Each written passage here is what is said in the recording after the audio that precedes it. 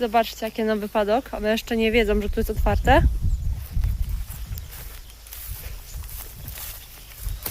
I mają całość do sprawdzania.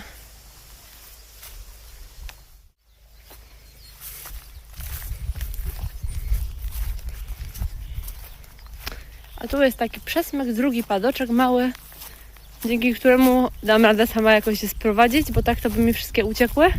A tak to do korytarza 2 i można resztę zostawić bezpiecznie.